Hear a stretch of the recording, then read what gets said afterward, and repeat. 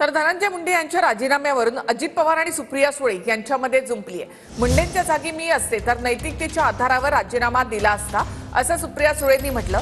दरम्यान यावरून अजितदादांनी सुद्धा उत्तर दिलंय। धनंजय मुंडेंचा राजीनामा व्हावा यासाठी विरोधक दमानिया आक्रमक आहेत। दमानियांनी कराड मुंडेंच्या संबंधांचे पुरावे दिलेत, पण सुप्रिया सुळे धनंजय मुंडेंचा राजीनामा नैतिकतेच्या आधारे मागतायत। सुप्रिया सुळेंच्या नैतिकतेच्या वक्तव्यानंतर दादांनी पलटवार केलाय। बाकींनी फुकटचा सल्ला देण्याची गरज नाही असा टोला दादांनी लगावलाय।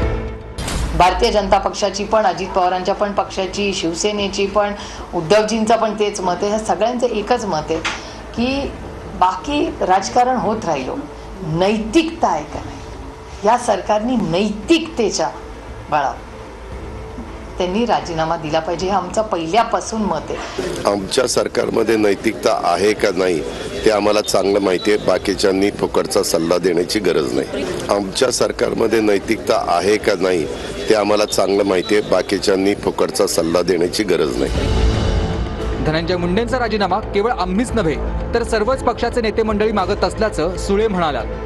माझ्यावर असे आरोप झाले असते तर नैतिकता म्हणून सगळ्यात आधी मी माझ्या पदाचा राजीनामा दिला असता असं सुप्रिया सुळे म्हणाल्या।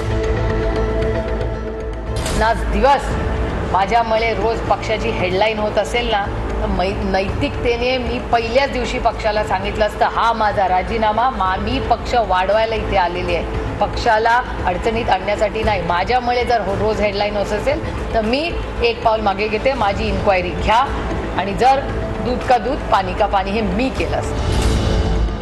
मग काळात ऐक्यू बातम्यांवर मंत्र्यांचे राजीनामे झाल्याचं सुप्रिया सुळेंनी म्हटलंय, त्यावर बावनकुळेंनीही पलटवार केलाय।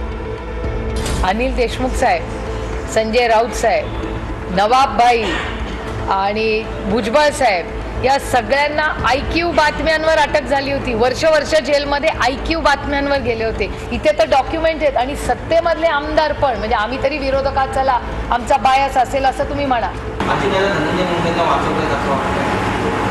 तुमच्या प्रश्नातच माझं उत्तर आहे। सुप्रियाताईंना माहिती आहे की महाविकास आघाडीच्या काळामध्ये किती राजीनामे झाले, किती मंत्री तुमचे डॅमेज होते।